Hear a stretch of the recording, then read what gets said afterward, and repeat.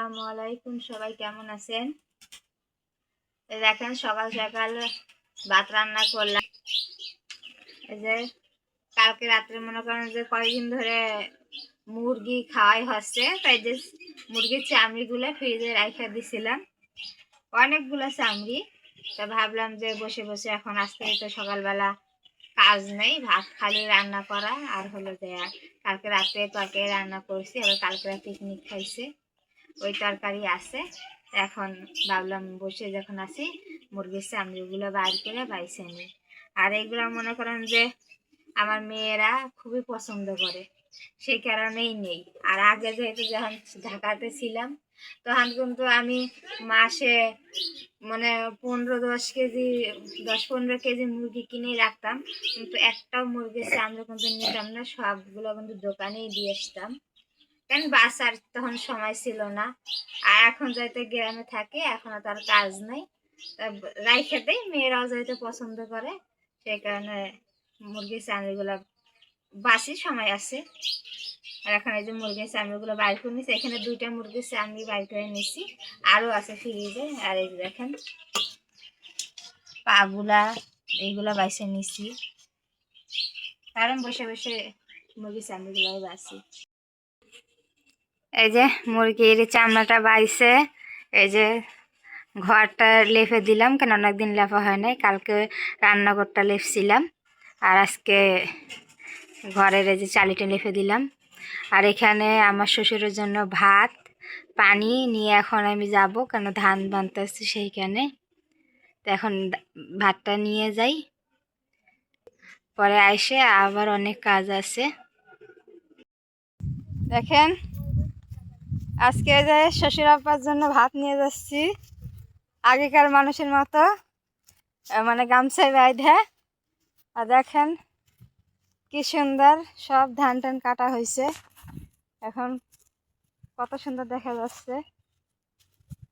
আর এখন ধান বানতেছে, মানে বাড়িতে নিয়ে আসবে, সেই কারণে ভাত নিয়ে যাচ্ছি। এই যে এইখানে কাদা করা হয়েছে, কেন এখানে এখন বিছন ধান ফেলাবে, আমাদেরও ফেলাইছে, আজকে ফেলাইছে আমাদের। এই যে দেখেন এই যে বিছন ধান, পানি তো দেখা যাচ্ছে না।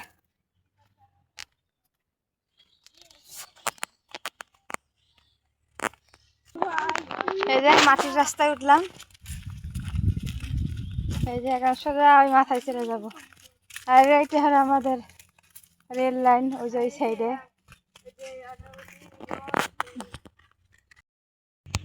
এই যে দেখেন এটা হলো ওই যে ডিপ, ওইটা হলে ডিপ বলে, ওই যে ওই ডিপ চালু করছে। আর এখান থেকে যে পানি আস্তে আস্তে, কি সুন্দর, খুব সুন্দর দেখা যাচ্ছে।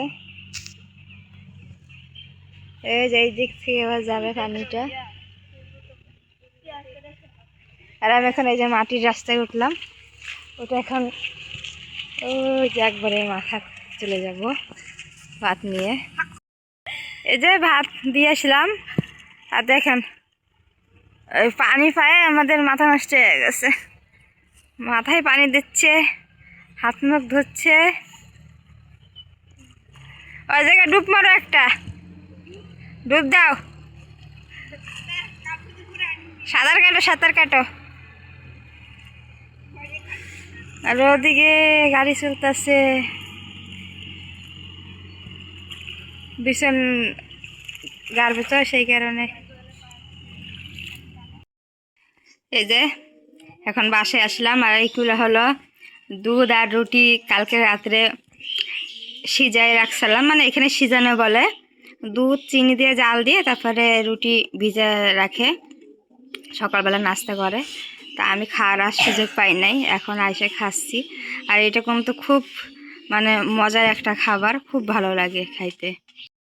এই যে সকালে যে চামড়িগুলো বাইসে রাখছিলাম সকালবেলা, এখানে কিছু গোস্তও আছে, আর এখানে কিছুটা আলু কেটে নিছি। এখন এই যে চামড়িগুলো রান্না করব, আজকে একটু তাড়াতাড়ি রান্না করব, কেন সন্ধ্যার পরে ধান নিয়ে আসবে বাড়িতে, সে ধান নিয়ে আরও কাজ আছে। এখন তাড়াতাড়ি রান্নাটা শেষ করব। এই যে আমি কড়াইতে সব মশলা দিয়ে নিছি। আগে আমি এটা কষাই নিব, তারপরে আলু দেবো। তা আমি অল্প একটু পানি দিচ্ছি। পানি দিয়ে দিলাম।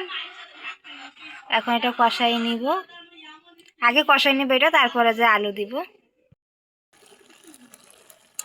এই যে আলু আগে মানে এই যে চামড়িটা মাংসগুলো আগে কষাই নিছি। এখন আলু দিয়ে আবার কষাচ্ছি। আজকেও বাইরে দিছি 2 চুলায়, তাড়াতাড়ি হয়ে যাবে।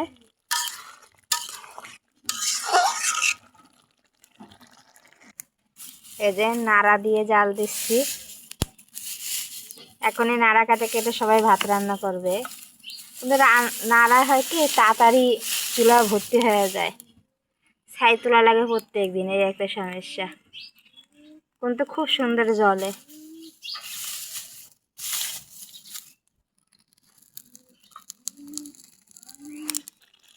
এই যে ঝোল টাইমে গেছে। এখন আমি কষাই নিব ভালো করে, কষায় তারপরে পানি দিব।